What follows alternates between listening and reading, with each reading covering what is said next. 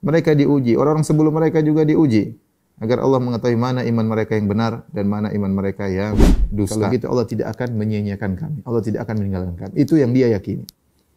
Maka dia tidak kuasa melihat putranya yang menangis-nangis, meronta-ronta. Ya, seandainya aku meninggal sebelum kejadian ini. Ini ujian sangat berat, aku khawatir tidak mampu menghadapinya. Apa yang Allah suruh? Ya, ketika dia sudah kesakitan dan dia dalam kondisi lapar, ketika divonis akan mati, dia tahu dia harus bertawakal kepada Allah. Sampai ada seorang wanita nasihat dia, Pak, kalau mau ini ya coba tinggal usaha terakhir. Jibril Radio, 24 jam nonstop, dengerin kajian tanpa ribet. Dunia ini memang tempat ujian. Ya, Allah menciptakan kehidupan, kematian adalah untuk ujian. Alladzi khalaqal mauta wal hayata liyabluwakum ayyukum ahsanu amala. Yang telah menciptakan kematian, kehidupan ya untuk menguji kalian mana di antara kalian amalan yang terbaik. Ya. Allah Subhanahu wa taala berfirman tentang hal ini untuk mengingat kita bahwasanya kita memang diciptakan untuk diuji. Maka ujian merupakan kondisi yang selalu melazimi dalam kehidupan. Tidak ada yang bisa lepas daripada ujian. Siapapun dia orangnya, mau orang kaya, mau orang miskin, mau pejabat, mau rakyat jelata, mau orang tersohor, tidak tersohor, tua, muda, ya, semuanya diuji dengan ujiannya masing-masing. Ya. Kalau orang-orang kafir saja diuji, apalagi orang-orang beriman yang Allah Subhanahu Wa Taala telah berjanji untuk menguji mereka. Alif Lam Mim ahasiban nasu ayyutraku ayyaqulu amanna wa hum la yuftanun. Apakah orang manusia menyangka dibiarkan berkata kami telah beriman dan mereka tidak diuji? Wala qad fatanna alladziina min qablihim fala ya'lamanna Allahu alladziina shadaqu wa la ya'lamanna al-kadzibin. Sungguh kami telah menguji orang-orang sebelum mereka. Mereka diuji, orang-orang sebelum mereka juga diuji agar Allah mengetahui mana iman mereka yang benar dan mana iman mereka yang dusta. Ya, am hasibtum an tadkhulul jannata wa lamma ya'tikum mathalul ladzina khalau min qablikum massatuhumul ba'sa'u wad-dharra'u wa zulzilu. Kalian menyangka kalian akan masuk surga sementara belum datang ujian yang menimpa kalian sebagaimana ujian yang menimpa orang-orang sebelum kalian. Massatuhumul ba'sa'u wad-dharra', mereka diberi ujian. Al-ba'sa yaitu ujian kekurangan harta, ya, kekurangan ekonomi. Dharra berkaitan dengan tubuh, fisik, sakit dan yang lainnya, ya. Mereka diuji, maka kita pun juga diuji. Wala nabluwannakum bi syai'in minal khaufi wal ju'i wa naqsin minal amwali wal anfusi wath thamarat wa basyiris sabirin. Kata Allah Subhanahu wa taala, sungguh kami benar-benar akan menguji kalian bi syai'in minal khaufi wal ju' dengan sedikit ketakutan, kelaparan, ya, wa naqsin minal amwali wal anfusi wath thamarat, dan berkurangnya harta, berkurangnya buah-buahan dan berkurangnya jiwa. Di antaranya berkurangnya jiwa, tafsiran para ulama menderita sakit, kita sendiri sakit, sehingga tubuh kita sakit, atau kita kehilangan orang-orang di sekitar kita, orang-orang yang kita cintai, entah suami, entah anak, entah ayah, entah ibu, entah kerabat, entah kawan dekat, ya. Dan ini semua adalah problematik atau pernak-pernik kehidupan. Ini semua pernak-pernik kehidupan yang pasti terjadi. Siapa yang hidup di atas muka ini pasti diuji. Tidak ada yang selamat dari ujian tersebut. Mau orang terkaya di dunia, mau orang terkuat di dunia, mau raja, mau presiden, mau siapapun, dia pasti akan diuji. Bapak Ibu yang rahmatillah subhanahu wa ta'ala, setelah kita menyadari bahwasanya ujian adalah pernak-pernik kehidupan, dan Allah telah berfirman, laqad khalaqnal insana fi kabad, sungguh kami telah menciptakan manusia dalam kepayahan. Siapa yang ingin hidup maka dia pasti siap diuji, ya. Kalau tidak mau diuji ya tidak usah hidup, ya. Kalau hidup pasti akan diuji. Terutama hari-hari sekarang, hari-hari berat, ya. Hari-hari berat, ya. Pandemi gelombang kedua ini luar biasa, ya. Orang-orang terdekat kita dipanggil oleh Allah Subhanahu wa taala. Tangisan-tangisan kita dengar, ya. Beberapa wanita sampai kehilangan suami, minta nasihat beberapa kali ke saya juga. Ini juga nanti akan ada yang minta nasihat juga, ya. Artinya apa? Orang terdekat yang hilang. Suaminya yang tempat, ya, namanya orang sangat dekat, lebih dekat daripada ayah, ibu, daripada yang lain. Suami paling dekat meninggal dipanggil Allah Subhanahu wa taala. Dan di antara mereka masih sangat muda, ya. Lebih muda daripada saya, sudah dipanggil oleh Allah Subhanahu wa taala. Ya, oleh karenanya kita perlu mengenal kiat-kiat yang hendaknya kita lakukan dalam menghadapi ujian ini agar kita bisa istiqamah dan kita bisa lulus ujian. Untuk menjelaskan akan hal ini, saya akan menyampaikan satu sampel contoh, ya. Dan banyak Allah berikan contoh dalam Al-Quran bagaimana Allah menguji hamba-hambanya yang solehin dan bagaimana mereka menghadapi ujian-ujian tersebut. Di antaranya ujian yang Allah singgung dalam Al-Quran tentang Safa dan Marwah. Inna Safa wal Marwata min sya'airillah. Kata Allah, sungguhnya Safa dan Marwah merupakan salah satu dari syiar-syiar Allah Subhanahu wa taala. Di antara syiar yang agung adalah sa'i dari Safa dan Marwah. Dan sa'i tersebut ya dilakukan ketika umrah atau haji, ya, ketika umrah atau haji. Apa gerangan di balik disyariatkannya sa'i ini? Ada kisah yang kita sudah tahu semua, ya, atau rata-rata kita sudah tahu. Namun kita ingin mengambil pelajaran dari kisah tersebut. Kisahnya sederhana, ya, tentang ketika Nabi Ibrahim alaihissalam menikah dengan Hajar, ya. Setelah sekian lama menikah dengan istri pertamanya Sarah, puluhan tahun, mungkin 50-an tahun, tidak punya anak. Sementara Sarah punya seorang pembantu yang baik, yang saleh, yang bernama Hajar.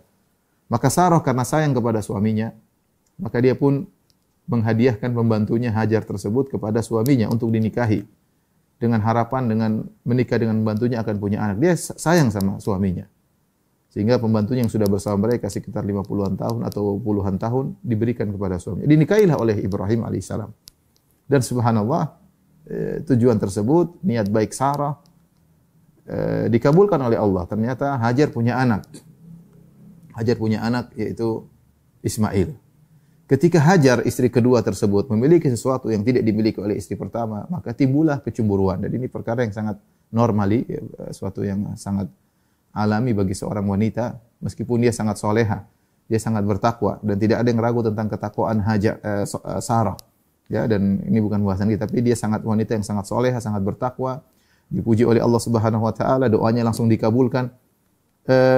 Subhanallah, ketika madunya memiliki seorang anak dan dia tidak punya, timbullah kecemburuan dari Sarah sehingga dia berniat untuk melukai Hajar.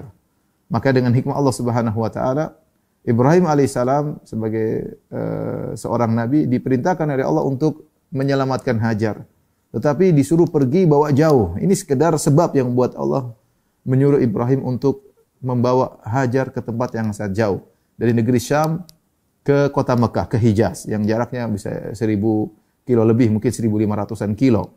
Ya, karena dari Syam ke Madinah saja sekitar 800-an kilo, dari Madinah ke Mekah 400 kilo, ya, sekitar 1200 kilo, 1300 kilo.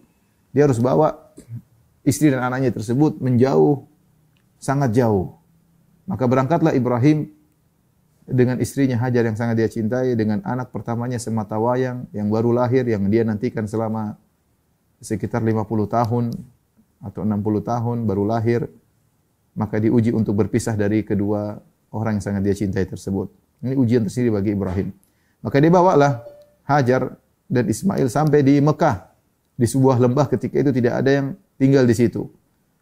Lembah yang kering, gersang, tidak ada tumbuhan, tidak ada manusia yang tinggal di situ. Kemudian dia letakkan di suatu lembah tersebut, letakkan istrinya sama anaknya Ismail sambil diberi bekal 2 kantong, 1 kantong berisi korma, 1 kantong berisi air minum. Kemudian dia melangkahkan kaki balik menuju ke negeri Syam. Ketika dia berjalan menuju ke negeri Syam, maka dikejarlah oleh sang istri Hajar. Kita fokus pada Hajar, ya, Hajar, karena ujian yang akan kita sampaikan ini berkaitan dengan Hajar, sang wanita yang menghadapi ujian yang sangat berat. Bayangkan, tentu Hajar sudah bersedih sejak berjalan dari Syam menuju ke Mekah, 1200 kilo, 1200 kilo. Perjalanan yang penuh dengan kesedihan. Ya. Dan dia tahu, dia tidak tahu apa yang akan terjadi. Ketika diletakkan di situ, kemudian dia taruh bekal, kemudian Ibrahim pergi, maka dikejar oleh Hajar. Ibrahim pergi meninggalkan mereka begitu saja. Dan ini bukan kebiasaan Ibrahim. Ibrahim adalah suami yang sangat soleh, yang sangat baik. Allah ceritakan, mengabadikan bagaimananya dia memuliakan tamu. Ya, tamu datang yang tidak dia kenal, dia muliakan, dia potong sapi, dia hidangkan. Kalau sama tamu saja dia baiknya luar biasa, apalagi kepada istrinya. Apalagi istrinya ini adalah ibu anaknya. Ibu anaknya yang pertama yang dia nantikan anak ini puluhan tahun baru kemudian bisa dia punya anak. Itu dia sangat sayang luar biasa. Tapi Ibrahim menunjukkan sikap yang aneh. Alaihissalam. Dia taruh anak istrinya kemudian jalan pergi tanpa ngomong apa-apa, tanpa berpesan apa-apa dia tinggalkan. Karena itu perintah Allah Subhanahu wa taala. Maka Hajar pun mengejar Ibrahim. Dia heran lihat suaminya. Dia berkata, "Ya Ibrahim, atutrukuna bihadzal wadi alladhi laisa fihi syai' wala ins ya wala syai' ya Ibrahim, kau tinggalkan aku dan putramu di lembah yang gersang seperti ini, tidak ada tumbuhan dan juga tidak ada manusia sama sekali. Kau tinggalkan aku, ada apa gerangan?" Ibrahim alaihissalam tidak menoleh, dia terus melanjutkan perjalanannya. Maka Hajar mengejar lagi, dia panggil lagi suaminya. Ibrahim dengar, tapi dia tidak menolehkan wajahnya sama sekali kepada istri yang sangat dia cintai. Dia tidak menolehkan wajahnya sama sekali kepada anak sematawa yang sangat dia cintai. Dia tetap tegar menjalankan perintah Allah. Tidak balik. Maka Hajar mengulangi pertanyaannya. Ya Ibrahim, wahai suamiku, atatrukuna bihadzal wadi alladhi laisa fihi ins wala syai'. Wahai Ibrahim, kau tinggalkan aku dan anakmu di lembah yang gersang seperti ini, tidak ada apapun, tidak ada manusia, tidak satu pun, tidak ada air, tidak ada makanan, tidak ada manusia. Ibrahim tetap tidak bergeming, dia melanjutkan perjalanannya. Ya, kita enggak tahu apa yang berkecamuk dalam hatinya, tapi dia terus berjalan. Kemudian Hajar bertanya ketiga kali. Ya Ibrahim, atatrukuna bihadzal wadi alladhi laisa fihi ins wala syai'. Kau meninggalkan kami, istrimu dan putramu di lembah seperti ini. Tidak ada air minum, tidak ada makanan, tidak ada tumbuhan, tidak ada orang, tidak ada manusia. Tidak ada hewan, tidak ada apa-apa di situ, tidak ada yang mau tinggal di situ, di Mekah. Gersang sama sekali. Ibrahim tidak menjawab. Saat itu Hajar faham bahwasanya ini perintah Allah Subhanahu wa taala. Maka dia bertanya untuk meyakinkan. Allahul ladzi amaraka bihadza? Wahai suamiku, Allahkah yang perintah engkau melakukan ini semua? Kata Ibrahim, "Na'am, benar." Ketika Ibrahim mengatakan na'am benar, apa kata Hajar? "Idzan la yudayyi'una." Kalau begitu Allah tidak akan menyia-nyiakan kami. Maka Ibrahim pun pergi. Hajar pun kembali menuju anaknya yang dia letakkan bersendirian di suatu lembah. Ternyata Ibrahim sayang sama ada istrinya, tapi dia tidak ingin balik muka. Dia kalau dia balik mungkin dia juga sedih, dia mungkin bisa berubah pikiran. Dan juga kalau dia balik muka mungkin anak istrinya tidak kuat melihat wajahnya lagi, kesedihan semakin bertambah. Intinya dia jalan terus. Tapi ketika dia sudah semakin jauh sampai pada suatu saniyah semacam bukit, haitsu la yarawnahu, tatkala anak istrinya sudah tidak lihat lagi dia, maka dia balik. Dia balik menghadap anak istrinya, menghadap Ka'bah. Ka'bah belum ada, tapi lokasi bangunan Ka'bah. Kemudian dia mengangkat kedua tangannya, baru dia berdoa. Kalau dia berdoa ini di hadapan istrinya, mungkin istrinya nangis luar biasa. Tapi dia tidak ingin istrinya lihat. Dia tidak ingin anak istrinya lihat, maka dia pun setelah tepat yang jauh, maka dia angkat kedua tangannya, dia berdoa dengan doa yang Allah abadikan dalam Al-Quran. Wa idh qala Ibrahim, Rabbi ja'al hadzal balada amina, wa junubni wa baniya an na'budal asnam. Rabbi innahunna adlalna katsiran minan nas, faman tabi'ani fa innahu minni, wa man asani fa innaka ghafurur rahim. Rabbana inni askantu min dhurriyyati biwadin ghairi dhi zar'in 'inda baitikal muharram. Rabbana liyuqimus shalah faj'al afidatan minan nasi tahwi ilaihim warzuqhum minats thamarati la'allahum yashkurun. Dan seterusnya. Dia mengatakan, ya Allah, ya, jadikanlah negeri-negeri yang aman. Ini negeri belum ada penghuninya. Tapi dia sudah berdoa karena anaknya akan tinggal sini. Ya Allah, jadikanlah negeri-negeri yang aman. Gimana anaknya ditinggal? Ada hewan, ada apa? Enggak tahu dia. Pertama, berikanlah negeri ini negeri yang aman. Ya, jauhkanlah aku dan keturunanku dari menyembah berhala. Kemudian berkata, ya Allah, ya Rabbana, inni askantu min dzurriyyati. Ya Rabbku, aku meletakkan putraku di sini. Biwadin ghairi dzi zar'in, di suatu lembah tidak ada tumbuhan sama sekali. Allah tahu, tapi Ibrahim nyatakan hal ini kepada Allah Subhanahu wa taala. Rabbana liyuqimus shalah. Tidak ada lain ya Allah kecuali memenuhi perintahmu agar mereka mendirikan salat di sini. Di sini belum ada ibadah yang benar di Mekah. Ya. Agar mereka mendirikan salat di sini, ya. Faj'al afidatan minan nasi tahwi ilaihim warzuqhum minas thamarati la'allahum yashkurun. Jadikanlah hati-hati manusia cenderung kepada mereka dan berilah rizki kepada mereka minas tsamarat, dari buah-buahan, agar mereka bersyukur. Subhanallah, tidak ada di situ, tidak ada pohon sama sekali. Tapi Ibrahim berdoa. Dia berdoa, dan subhanallah Mekah sekarang yujba ilaihi tsamarat, datanglah buah-buahan meskipun tidak ada tumbuh-tumbuhan yang ditanam, tapi buah-buahan ada selalu di Mekah, ya. Berdoa Ibrahim. Kemudian Ibrahim juga berdoa, Rabbi ja'alni muqimas salati wa min dzurriyyati. Rabbana wa taqabbal du'a. Ya Rabbku, jadikanlah aku penegak salat dan juga anak-anakku jadikan mereka penegak salat. Rabbana wa taqabbal du'a, ya Rabb kami, kabulkanlah doaku. Dia berdoa, setelah itu dia pun berjalan meninggalkan Hajar dan putranya. Dan Hajar ketika tahu suaminya perintah Allah Subhanahu wa taala, diperintah oleh Allah Subhanahu wa taala, dia tidak, ya apa yang tidak, ya sudah, dia mau apa lagi? Ini keputusan Allah yang berat. Tapi keputusan Allah, dan Allah tidak memutuskan kecuali yang terbaik. Dia pasti yakin akan hal itu karena dia adalah didikan suaminya Ibrahim alaihissalam, sang nabi, ya. Maka dia balik ke lembah, maka dia berdua bersama putranya Ismail. Saya tidak bisa bayangkan, ya, ujian seberat itu dihadapi oleh seorang wanita, ya. Ini suaminya bukan dekat-dekat, bisa ditelepon, di WhatsApp bisa. Enggak, ini 1.300 kilo. Mau ketemu bagaimana, ya? Hal yang sangat berat, seakan-akan sudah enggak ada asa sama sekali, enggak ada harapan sama sekali. Ya. Maka ketika itu dia hanya bersama putranya Ismail yang masih kecil, maka dia makan korma, dia minum air yang ada, dia susui anaknya. Terus sampai akhirnya korma habis. Kemudian air juga habis. Ketika korma habis dan air juga habis, maka air susu ibunya juga, air susunya juga habis. Sehingga dia tidak bisa lagi menyusui Ismail. Ketika air susu sudah mampet, tidak keluar lagi karena asupan makanan sudah tidak ada, ya dia pun kelaparan, apalagi anaknya. Maka Ismail mulai menangis. Ya, mulai menangis. Kemudian dalam hadis disebutkan Ismail mulai menggeliat kesakitan karena meronta-ronta kesakitan. Subhanallah, ya, ini ujian sangat berat. Suami tidak ada, enggak ada yang dimintai tolong, keluarga, kakak, adik, semuanya tidak ada. Hajar orang Mesir, ya. Orang Mesir ini semua tidak ada yang bisa dimintai tolong. Maka kemudian Hajar pun tidak putus asa. Dia sudah punya patokan, kunci yang dia miliki ketika dia ngomong sama Ibrahim, Allahu amaraka bihadza, Allah yang perintahkan kau begini, idzan la yudayyi'una. Kalau gitu Allah tidak akan menyia-nyiakan kami. Allah tidak akan meninggalkan kami. Itu yang dia yakini. Maka dia tidak kuasa melihat putranya yang menangis-nangis, meronta-ronta, maka dia pun segera berusaha. Dia cari, apa yang dia cari? Ada bantuan. Untuk melihat bantuan dia harus cari tempat yang tinggi. Cari posisi yang tinggi. Maka dia pun pergi menuju ke sofa. Kita tahu jarak ke sofa enggak terlalu jauh, ya. Ka'bah ke sofa enggak terlalu jauh. Maka dia pun naik ke bukit sofa. Kemudian dia melihat ke kanan ke kiri, adakah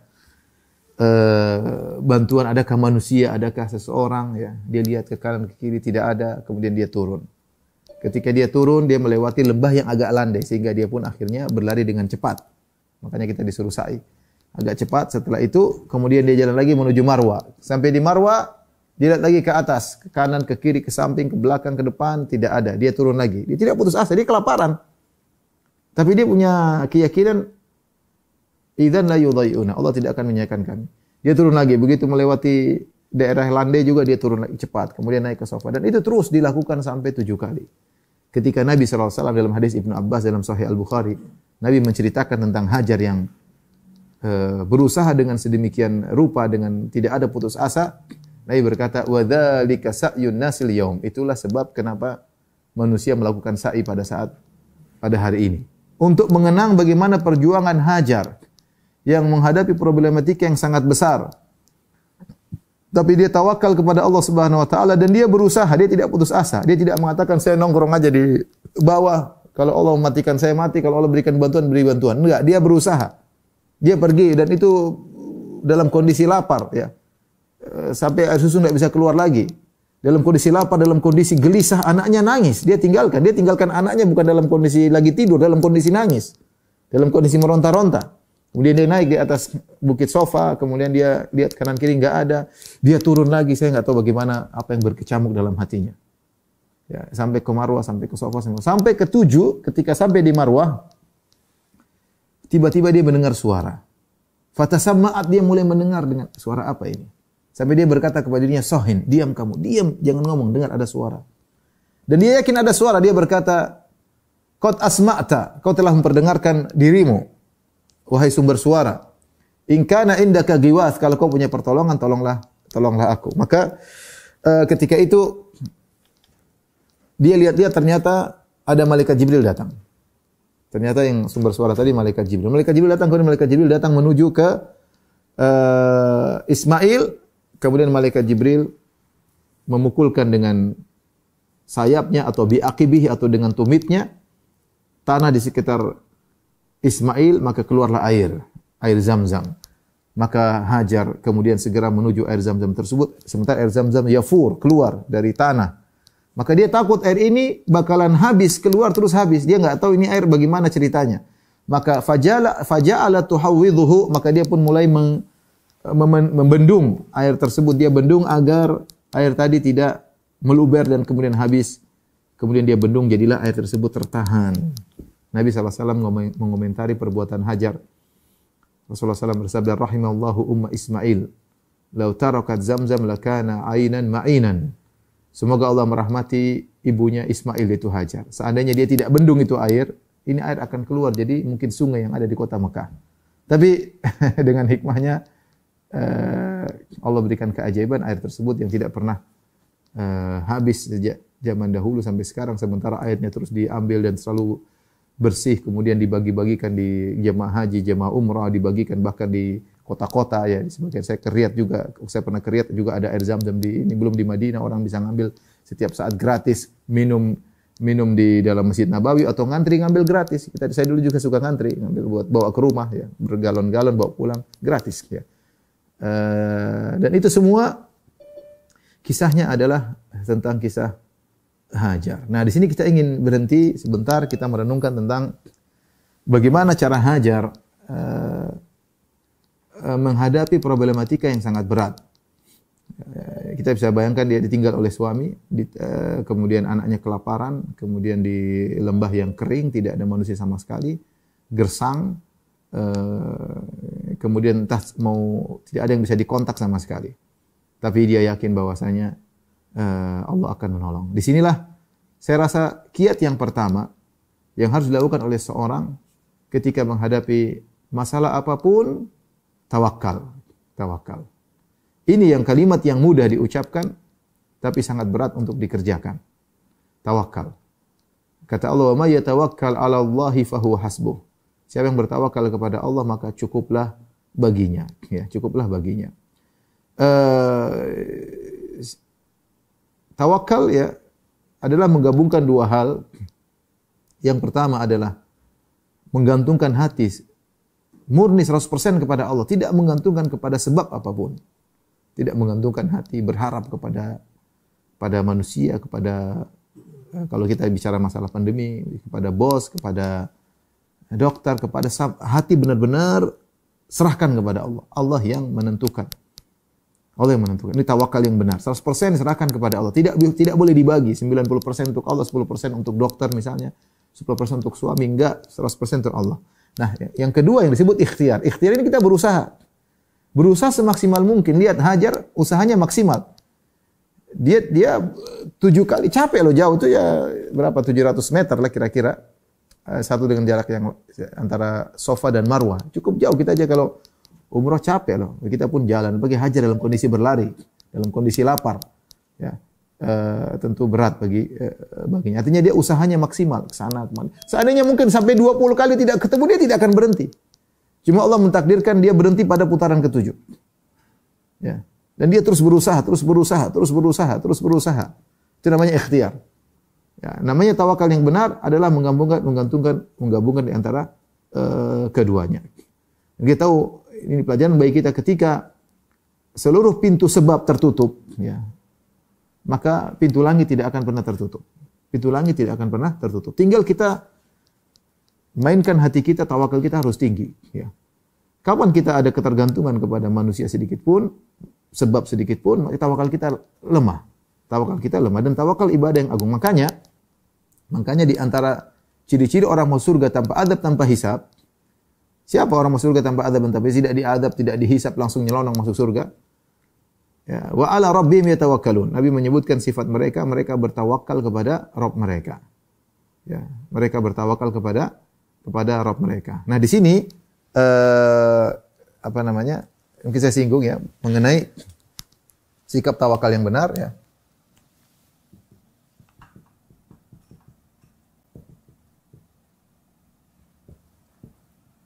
Rukunnya ada dua. Ada dua. Ya. Yang pertama adalah 100% menyenarkan hati kepada Allah.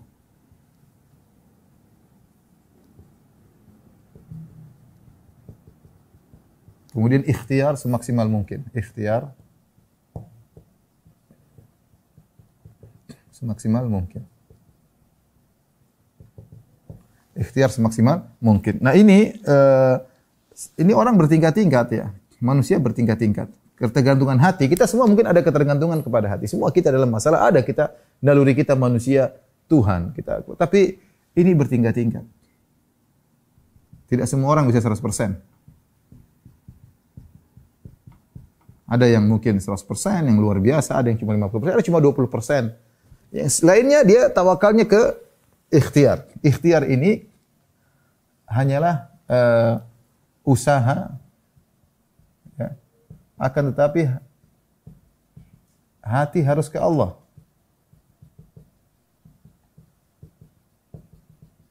Bukan ke materi atau ikhtiar tersebut. Ini harus diperhatikan. Nah, manusia banyak yang salah dalam hal ini, ya. Dua sisi. Ada yang hanya yang salah, perhatikan. Yang keliru. Dua model. Yang pertama, hanya tawakal hati tanpa ikhtiar. Tanpa ikhtiar. Dan juga yang satu, hanya ikhtiar, lupa tawakal kepada Allah.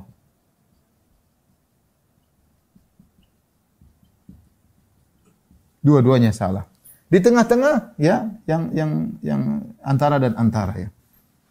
Dia tawakal tapi sedikit, sebagiannya dia bersandar kepada sebab. Jadi yang benar harusnya kita berusaha semaksimal mungkin tapi hati kita serahkan kepada Allah Subhanahu wa taala. Makanya ketika ada seorang datang kepada Nabi, dia berkata, "Ya Rasulullah," dia punya unta, dia berkata, "Utlikuha wa atawakkal am aqiluha wa atawakkal." Ya Rasulullah, ini unta aku lepasin dan aku bertawakal masuk masjid, atau aku ikat dulu baru aku masjid aku bertawakal. Kata Nabi, ikat dulu baru bertawakal.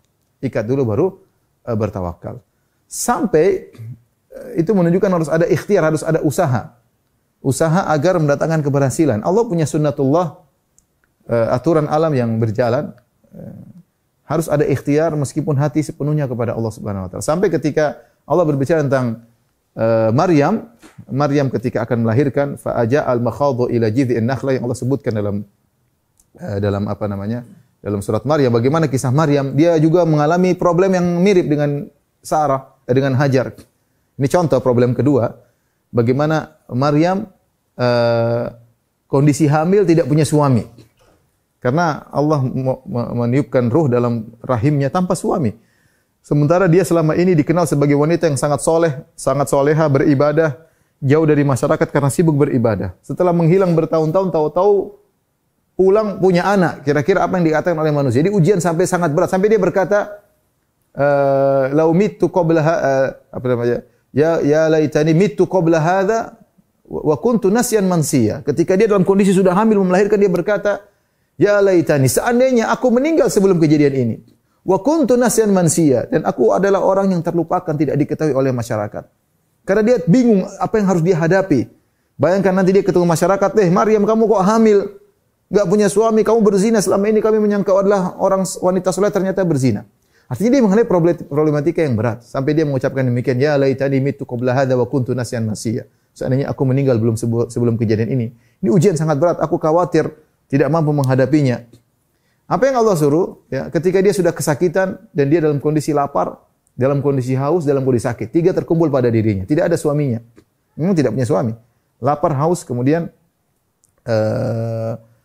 ketakutan ya, kesakitan. Maka dia tetap berusaha, dia pergi menuju ke sebuah pohon korma untuk bersandar. Fa aja'ahal makhadhu ila jid'in nakhlati. Ya, kemudian kata Allah Subhanahu wa taala, wa huzzi ilayki bi jid'in nakhlati tusaqit fanadaha min tahtiha alla tahzani qad ja'ala rabbuki tahtaki sariyya. Tiba-tiba Isa yang masih kecil, ada yang mengatakan malaikat yang berbicara, ada yang mengatakan dari rahimnya berbicara Nabi Isa. Ya, dia mengatakan la tahzani, jangan kau bersedih wahai ibuku, qad ja'ala rabbuki tahtaki sariyya, sungguhnya Allah telah mengalirkan sungai bagimu, sungai kecil untuk kau minum.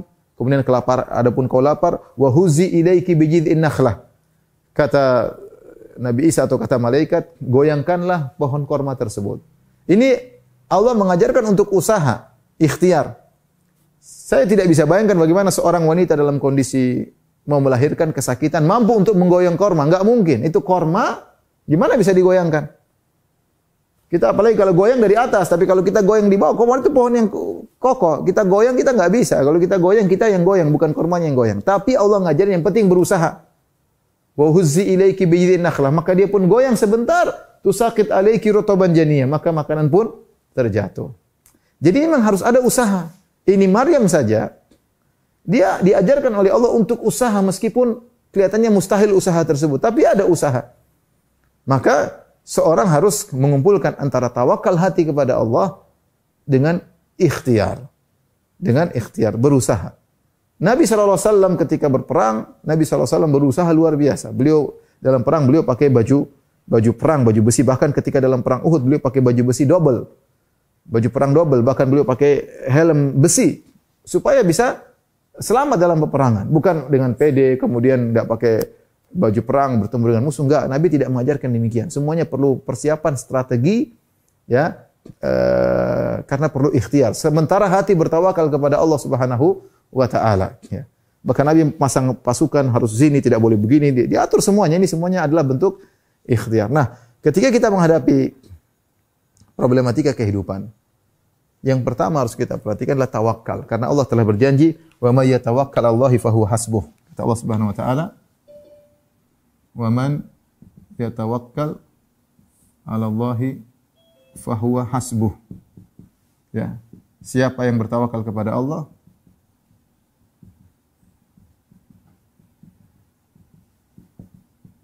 maka Allah cukup baginya, maka cukup Allah baginya.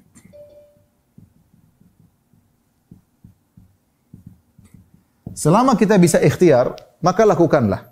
Selama kita bisa ikhtiar, maka lakukanlah. Kecuali ada kondisi kita nggak mungkin lagi berikhtiar. Sudah habis usaha kita. Nggak bisa, kita nggak bisa gerak. Tinggal berdoa, ya sudah, bertawakal kepada Allah dengan doa. Ya. Kalau sudah nggak bisa apa-apa, mau diapain? Contoh Nabi Ibrahim alaihissalam. Ketika dia ditangkap, kemudian dilemparkan lautan api, dia nggak bisa ikhtiar. Mau ikhtiar bagaimana? Dia ditangkap ya, nggak bisa ikhtiar. Mau apa? Sudah pasrah di pasukan, taruh di Manjanik, ketapel raksasa, kemudian dilemparkan di udara karena api yang disiapkan buat Ibrahim terlalu besar. Dia mau dilemparkan di tengah lautan api. Ketika sampai di atas udara, dia hanya berkata, dia tidak bisa lagi ikhtiar. Ikhtiar salah satunya cuma doa. Dia mengatakan, hasbunallahu wa ni'mal wakil. Cukup Allah bagiku. Wa ni'mal wakil, dan sebaik-baik penolong. Ya, maka Allah selamatkan dia. Ya. Saya sering cerita, saya pernah ketemu dengan seorang yang sudah divonis mati, 3 bulan katanya kau akan mati, kan sudah operasi kanker, kalau salah bolak-balik uangnya udah habis. Ketika divonis akan mati, dia tahu dia harus bertawakal kepada Allah. Sampai ada seorang wanita nasihati dia, Pak, kalau mau ini ya coba tinggal usaha terakhir, salat malam jangan ditinggalkan, puasa sunnah, ada sebagian rezeki yang mungkin tidak cukup lagi untuk bayar operasi, sudah sedekahkan sebagian. Dia kerjakan, kata dia, Ustaz, setelah saya divonis mati 3 bulan, saya sholat malam, saya puasa, kemudian saya sembuh total. Saya sembuh total. Setelah divonis mati 3 bulan. Kenapa Allah berikan dia pertolongan ketika? Karena ketika itu tawakalnya sudah 100%. Sebelumnya dia ada tawakal, tapi masih bergantung kepada dokter, masih bergantung kepada obat. Itu perlu dilakukan, ikhtiar maksimal. Tapi yang jadi masalah, hati kita harus kita atur. 100% kepada Allah. 100% kepada Allah. Ini Ini yang dua model manusia yang salah. Yang satu hanya bertawakal, tidak ikhtiar. Ya. Oh, tidak ada corona, tidak ada virus, nggak apa-apa. Nanti kalau kita pergi virusnya kabur. Ini ngawur. Ini namanya tidak ikhtiar. Ini ngawur. Allah punya sunnatullah yang berlaku. Ada penyakit jangan didekati, itu goblok namanya. Ya. Penyakit ada jangan tidak ada keterpaksaan, tidak ada darurat kenapa harus didekati. Ada macan, yang bilang macan, ya dekati aja. Enggak, kamu kalau dimakan macan salah. Kamu jangan mukhatarah, jangan kau wala tulqu bi aidikum ila tahluka. Kata Allah, jangan kau biarkan dirimu lemparkan dirimu ke kebinasaan. Ya kan saya pernah dengar ceramah seorang, jangan takut sama macan, jangan takut sama singa. Kita hanya takut kepada Allah, tidak boleh takut kepada macan. Yang takut kepada macan syirik. Sebenarnya gimana tidak boleh takut sama macan syirik? Ini yang bertauhid cuma Tarsan kalau begini. Yang lain semua tidak. Pasti namanya manusiawi takut kepada macan, takut itu. Allah apa namanya menyuruh kita untuk jangan melemparkan dalam kebinasaan. Jadi sebagian ini ada minoritas manusia ada yang hanya bertawakal kepada, tidak percaya kepada sebab akibat. Ini bahaya seperti ini. Saya pernah dengar juga nonton ceramah orang-orang ISIS, wanita-wanita ISIS di ceramah. Katanya tidak ada, kenapa keluar tidak ada corona? Kalau tidak ada corona. Corona itu hanya buat orang kafir, orang Islam nggak ada. Terus pembawa acaranya bilang, terus itu ada orang Islam yang kena corona? Itu orang-orang munafik kata dia. Kalau orang ini salah juga, enggak. Ini salah ya. Ini penyakit ada ya.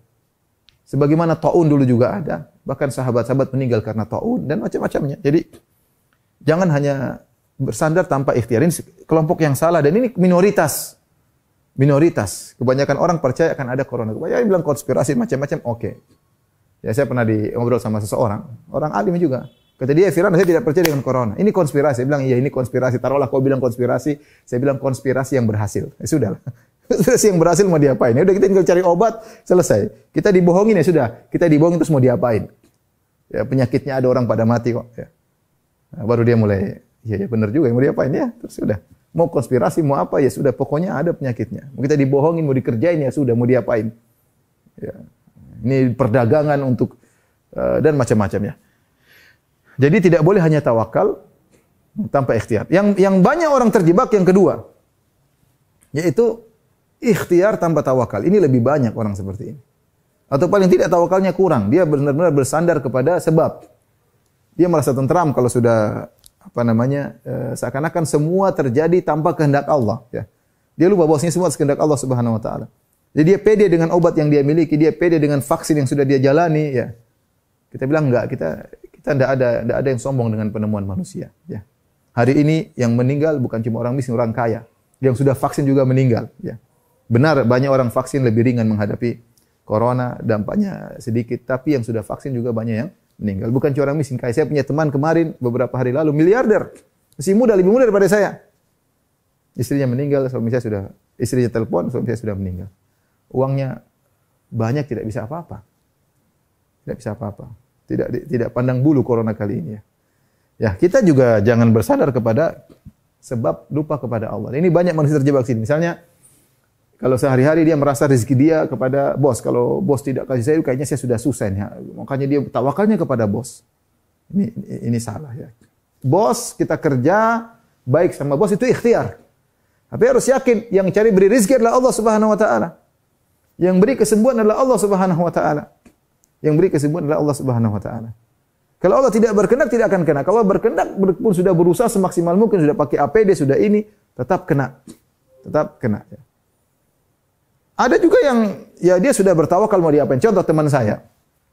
Dia mendapati kasus, saya sering cerita berulang-ulang kisah ini. Jadi, ibunya sendiri meninggal.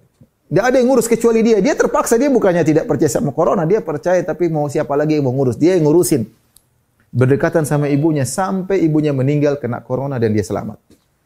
Kemudian dia ngurus mertuanya. Ibu mertuanya, dia urusin. Sampai meninggal, kena corona, dia juga selamat. Dia urusin bapak mertuanya. Sampai mertuanya meninggal, dan dia selamat, dan dia tidak terkena corona. Ya. Dan itu terjadi. Ya. Ada sebagian teman juga dokter, dia positif. Padahal dia sudah tidur berhari-hari sama istrinya 3 hari. Istrinya negatif. Ini mau saya, kita orang Islam yang benar meyakini dua-dua. Sebagaimana Hajar. Hajar, siapa yang ragu tentang kesolehannya? Istri Nabi kok, masa Allah tinggalkan? Masa Allah tinggalkan istri Nabi? Anaknya akan jadi Nabi, Ismail akan jadi Nabi. Ini orang hebat. Dan Allah sudah mengatakan kepada Ibrahim, fabasyarnahu bigulamin alim. Kami akan bigulamin halim. Kami beri kabar gembira kepada dia tentang seorang anak yang sabar. Itulah Ismail. Akan menjadi seorang rasul. Ini istrinya Nabi Ibrahim. Tapi apakah Hajar kemudian pede karena saya istrinya Nabi, ini anak saya akan jadi seorang Nabi. Kemudian dia santai saja, kemudian hanya menangis-nangis di situ berdoa. Tidak, dia berusaha. Dia berusaha, tapi dia punya keyakinan. Allah tidak akan meninggalkan dia. Itu yang susah. Inilah yang saya bilang, 100% ini susah kita dapatkan. Siapa yang sudah mencapai 100%, insya Allah Allah akan mudahkan urusannya. Tapi kita terkadang cuma 5%, 10%, 20%. Tawakal kita kepada Allah kurang, kita lebih bertawakal kepada sebab. Kita lebih bertawakal kepada sebab materi. Jadi ini kiat pertama yang harus hendaknya kita perhatikan adalah ketika kita menghadapi problematika, tawakal kepada Allah Subhanahu wa taala. Ini yang poin yang paling penting. Tawakal tersebut yang perlu saya ingatkan kepada para hadirin hadirat, tidak mungkin akan muncul dengan sempurna kecuali kalau kita bertakwa. Kita mau menyandarkan hati kepada Allah, kita masih ragu-ragu, ya Allah kayaknya hukum saya, Allah kayaknya tinggalkan saya. Kenapa? Karena kita ada maksiat. Tapi kalau kita benar-benar fokus, kita bertobat, istighfar, tawakal kita semakin mudah. Kenapa kita sulit bertawakal? Karena kita, saya ini kayaknya hukuman, kayaknya begitu-gitu terus sehingga kita suudzon kepada Allah. Karena kita sadar diri kita banyak kemaksiatan. Makanya ketika terkena musibah banyak istighfar. Banyak istighfar, tinggalkan maksiat, tinggalkan hal yang tidak benar, tinggalkan tontonan yang tidak benar, tinggalkan mendengar hal yang tidak bermanfaat, fokus kepada Allah Subhanahu wa taala, maka tawakal akan tumbuh. Tetap ikhtiar, yang kerja-kerja, yang prokes dan seterusnya, ya.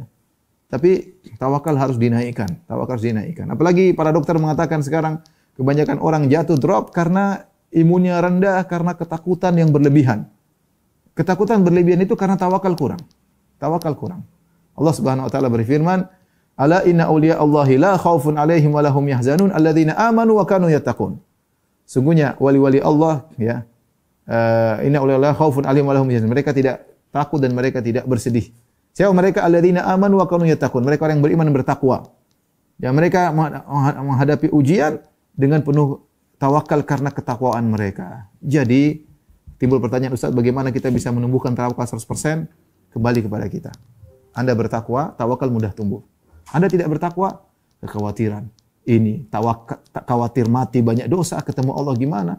Masih banyak urusan belum diselesaikan, masih zalimi banyak orang. Itu masalahnya, orang jadi takut mati. Ya. Terus takut juga, bagaimana saya tinggalkan suami saya, istri saya, anak-anak, bagaimana? Tapi kalau orang sudah beriman, bertakwa, tawakal, dia akan tenang. Dia siap bertemu dengan Allah Subhanahu wa taala. Dia bisa husnudzon kepada Allah Subhanahu wa taala. Dan dia bisa menyandarkan urusan kepada Allah Subhanahu wa taala. Jadi, yang pertama tawakal. Yang kedua, karena waktu sudah mau ini. Yang kedua, ikhwan akhwati rahmatillah Subhanahu wa taala. Kiat kita menghadapi problematika. Ya. Sudah saya singgung sebelumnya, tapi selain tawakal, yaitu jangan keluar jalur. Jangan keluar jalur dari apa yang dibolehkan oleh Allah Subhanahu wa taala. Saya ambil contoh ini adalah masalah yang sangat sederhana tapi sangat pelik, ya. Allah sebutkan dalam Al-Qur'an adalah kasus perceraian, ya. Allah sebutkan tentang kasus perceraian. Di situ Allah suruh bertakwa, Allah suruh bertawakal. Karena ayat yang kita sebutkan, wa may tawakkal Allah fa huwa hasbuh, tentang masalah perceraian. Allah berfirman dalam surat At-Talaq, ya, ayat 1 dan seterusnya. Ya ayuhan nabi, idza talaqtumun nisaa fatalliquhunna li'iddatihinna wa asul iddah wattaqullaha rabbakum la tukhrijuhunna min buyutihinna wa la yakhrujna illa ayatina bi fahishatin mubayyinah wa tilka hududullah wa may yata'adda hududallahi faqad dzalama nafsah la tadri la'alla Allah yuhditsu ba'da dzalika amra, ya. Fa idza balagna ajalahunna famsikuhunna bima'rufin aw fariquhunna bima'ruf wa ashidu dzawi adli minkum wa aqimu syahadata lillah dzalikum yu'adzu bihi man kana yu'minu billahi wal yawmil akhir wa may yattaqillaha yaj'al lahu makhraja wa yarzuqhu min haitsu la yahtasib wa may yatawakkal 'ala Allahi fa huwa hasbuh. Saya terjemahkan secara singkat ayat-ayat ini. Nanti ibu-ibu bisa buka dalam surat At-Talaq ayat 1 dan seterusnya. Kata Allah Subhanahu wa taala, wahai nabi, jika engkau ingin menceraikan istrimu dan juga kaum mukminin, kalau ingin menceraikan istri kalian, fatalliqu, dan cerai ini perkara sangat pelik dalam rumah tangga. Lebih pelik daripada permasalahan bisnis, ya. Lebih pelik. Seorang suami ingin menceraikan istri, istrinya punya anak-anak. Seorang wanita akan diceraikan sementara dia sudah hidup mungkin 15 tahun, 20 tahun kepada suaminya. Ini perkara paling berat. Perkara paling berat. Allah contohkan nih, cerai. Bagaimana menghadapi cerai? Kata Allah, fatalliquhunna li'iddatihinna. Kalau cerai, ikut aturan, kata Allah. Ada saatnya mencerai, wahai para suami. Kapan boleh menjatuhkan cerai? Kalau istri dalam kondisi suci belum digauli. Bukan begitu emosi langsung jatuhkan cerai. Bukan langsung emosi, istri lagi haid dia jatuhkan cerai. Atau istri sudah dia gauli pagi-pagi gauli, sorenya dia ceraikan. Ini ngawur. Ini keluar daripada jalur. Ini semua talak yang diharamkan oleh Allah Subhanahu wa taala. Talak ada aturannya. Istrimu harus suci dan kau belum gauli. Fatalliquhunna li'iddatihinna wa ahsul iddah. Kemudian kalau sudah cerai, hitung masa iddahnya. Wattaqullaha rabbakum. Bertakwalah kepada Allah dalam masalah menceraikan. Ini perkara pelik tapi kau harus bertakwa. Jangan keluar jalur. La tukhrijuhunna min buyutihinna. Kalau kau sudah ceraikan istrimu, jangan kau usir ke rumah orang tuanya. Tidak boleh. Tahan. Suami tidak boleh ngusir. Kamu cerai, pergi. Wala yakhrujna. Dan sang wanita juga tidak boleh keluar dari rumah. Dia masih statusnya istri. Istri yang dicerai masih talak 1, talak 2, status masih istri. Talak 3 boleh keluar. Kalau talak 1, talak 2 masih dalam rumah. Jadi suami diperintahkan mencerai pada waktunya yang ditentukan dan harus talak 1. Sang istri tidak boleh diusir dari rumahnya dan dia tidak boleh kabur. Illa ayatina bi fahishatin mubayyinah, kecuali dia melakukan perbuatan yang keji. Dia berzina atau apa, atau dia melempar-lempar membuat kerusakan, ya silakan dibawa pulang. Tapi kalau enggak, dia harus bersabar. Suaminya bersabar juga bersabar. Ya, kata Allah, wa tilka hududullah. Ini aturan Allah, batasan Allah. Ini yang maksud saya. Seorang kalau menghadapi problem jangan lewati batas. Wa may yata'adda hududallahi faqad dzalama nafsah. Siapa yang melampaui perbatasan maka dia telah menzalimi dirinya. Kemudian kata Allah Subhanahu wa taala, fa idza balagna ajalahunna fa'amsikun. Kalau sudah mau habis masa iddahnya tinggal 2 pilihan. Fa'amsikun bi ma'ruf, kau kembalikan lagi, rujuk tapi dengan cara yang baik, bukan untuk menzalimi sang wanita. Au farikuhunna bi ma'ruf, atau sudah lepaskan, sudah bainunah, talak bain sudah lepaskan tapi dengan cara yang baik. Bukan bikin masalah. Dzalikum yu'adzu bihi, inilah nasihat yang Allah berikan kepada orang yang beriman kepada Allah dan hari akhir. Wa may yattaqillaha yaj'al lahu makhraja. Siapa yang bertakwa Allah kasih solusi. Wa yarzuqhu min haitsu la yahtasib. Bukan cuma kasih solusi, Allah kasih rezeki dari arah yang tidak sangka-sangka.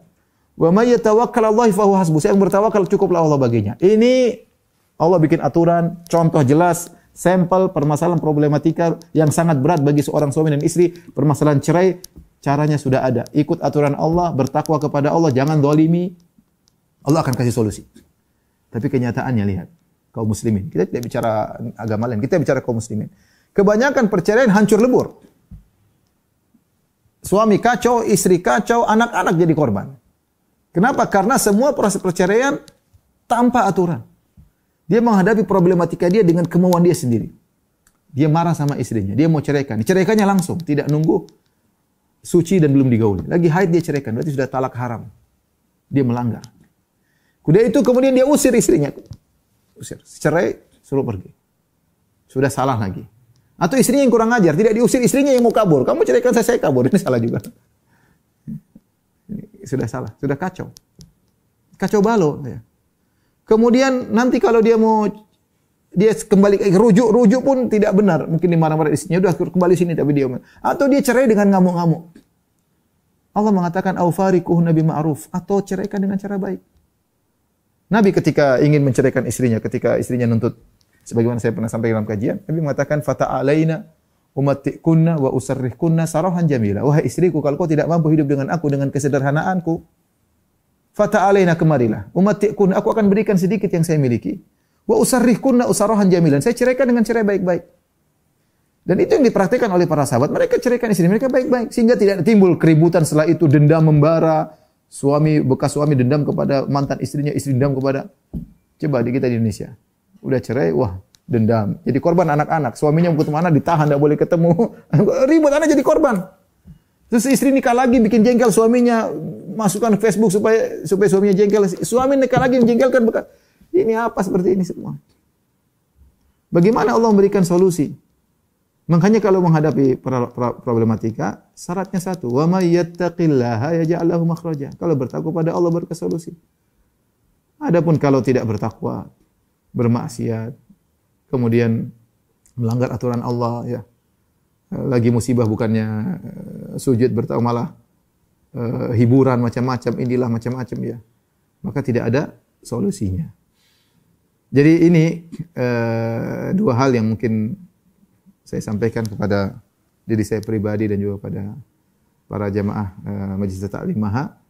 Kalau kita menghadapi ujian apapun, di antaranya pandemi maupun yang lainnya, dua, tawakal yang benar, gantungan hati kepada Allah, dan ikhtiar maksimal. Ikhtiar maksimalnya, semaksimal mungkin. Jangan kita gampangkan, jangan kita meremehkan, tapi jangan juga kita bergantung kepada itu. Kita gantung hati kita kepada Allah Subhanahu wa taala. Yang kedua, menjalani problematika dengan ketakwaan, salat malam, ya, zikir pagi petang, ya, kemudian taat kepada suami, suami sayang kepada istri, ya, salat lima waktu jangan ditinggalkan, baca Quran, hadapi dengan ketakwaan, jangan kita melampaui batas. Insyaallah jika digabungkan antara tawakal dengan takwa, maka problem apapun bisa kita hadapi. Dan saya katakan, taruhlah la qadarullah, kita tidak menginginkan, tapi kalau Allah mentakdirkan seorang ternyata terkena wabah, kemudian dia tidak sembuh, akhirnya dipanggil oleh Allah Subhanahu wa taala, mudah-mudahan itu pahala syahid. Pahala syahid. Kata Nabi SAW, wal mat'unu syahid. Yang meninggal karena ta'un mati syahid. Ada khilaf di kalangan para ulama, apakah ta'un bisa dikiaskan dengan wabah atau tidak? Mayoritas ulama yang saya dapati, terutama ulama zaman sekarang, mengatakan wabah, ya meskipun dia jenis penyakit yang berbeda dengan ta'un, tapi bisa dikiaskan dari dua sisi. Karena ta'un memiliki dua sifat. Sifat pertama, menyebar dengan cepat. Yang kedua, mematikan dengan cepat. Itu ta'un. Pernah terjadi di zaman para sahabat. Ya, para sahabat Rasulullah mengatakan wal mat'unu syahid, yang mati karena ta'un mati syahid. Maka ketika timbul ta'un di Amwas, di negeri Syam, sikap para sahabat berbeda-beda. Banyak sahabat yang ingin mati dengan ta'un. Karena mereka sudah berjihad, mereka tidak mati-mati. Mereka ingin mati syahid. Mati syahid dengan perang, mereka tidak mati-mati, menang melulu. Sehingga mereka ingin meninggal dengan mati syahid yang lain. Maka mereka berdoa, di antaranya Muaz bin Jabal berdoa, ya Allah matikan aku dengan ta'un ini, matikan aku dan istriku dan anak-anakku. Dan dikabulkan, mereka meninggal. Dan mereka ingin meninggal dengan mati syahid. Sebagian sahabat yang lain seperti Amr bin As, dia punya lain, dia mengamalkan social distance. Maka dia pergi suruh orang-orang naik ke atas gunung, menjauh tempat tinggal, jangan ada kumpul-kumpul, maka kemudian ta'un pun hilang. Tapi maksud saya, taruhlah kita mendapatkan musibah yang tidak kita inginkan. Ternyata kita terkena wabah, virus, corona. Setelah kita berusaha semaksimal mungkin, maka mudah-mudahan kita mendapatkan pahala syahid. Karena wabah ini mirip dengan ta'un dari dua sisi. Pertama, tersebar dengan cepat. Yang kedua, mematikan. Ada yang tersebar dengan cepat tapi tidak mematikan. Ya ada. Tapi tersebar dengan cepat dan mematikan. Cepat, mematikan juga dengan cepat. Maka ini bisa jadi hukumnya sama dengan mati syahid. Ya. Rasulullah bahkan mengatakan wal mabtunu syahid, meninggal karena sakit perut saja mati syahid. Wal ghariqu syahid, meninggal karena tenggelam juga mati syahid. Jadi kita dapati saudara-saudara kita yang orang-orang soleh, ya, bahkan sebagiannya para ulama meninggal karena ta'un. Tapi yang menjadikan mereka menang adalah mereka sabar menghadapinya. Terakhir ada seorang ustadz saya kenal di Madinah sama-sama saya. Istrinya sempat kirim SMS kepada teman saya. Alhamdulillah, cerita bahwasanya suami saya meninggal dalam pelukan saya, istrinya dokter. Teman saya itu meninggal dalam kondisi memeluk saya dan mengucapkan la ilaha illallah. Saya bilang itulah keberhasilan. Itulah tujuan hidup kita. Mau kita mati tetap kita mati. Ya. Mau kita mati ya. Kata penyair, ta'addadatil asbab wal mautu wahid. Penyebab kematian banyak, semuanya mengantar pada satu kematian. Malam yamut bisayf mata bi ghairihi. Siapa yang tidak meninggal karena pedang, dia akan mati dengan sebab yang lain. Malam yamut bitta'an mata bi ghairihi. Siapa yang tidak meninggal dengan corona, dia akan meninggal dengan yang lainnya. Ya. Tapi bagaimana penghujung kehidupan Anda? Saya bilang, kita ceramah, kita sedekah, kita cuma ingin satu, meninggal bilang la ilaha illallah itu. Dan kawan saya sudah mencapai tujuan tersebut. Sebabnya corona. Subhanallah, meninggal karena la ilaha illallah. Meninggal karena corona, syahid mudah-mudahan ya. Jadi mau saya ya sudahlah, kita setelah berusaha maksimal, kalaupun Allah mentakdirkan apa yang tidak kita sukai, yang penting sikap kita menghadapi ujian tersebut dalam ketakwaan. Maka musibah tersebut akan menjadi penggugur dosa dan pengangkat derajat. Demikian ibu-ibu sekalian yang dirahmati Allah Subhanahu wa taala, insyaallah kita ketemu di kesempatan berikutnya. Kurang lebih mohon maaf, wabillahi taufiq wal hidayah. Assalamualaikum warahmatullahi wabarakatuh. Jibril Radio 24 jam nonstop, dengerin kajian tanpa ribet.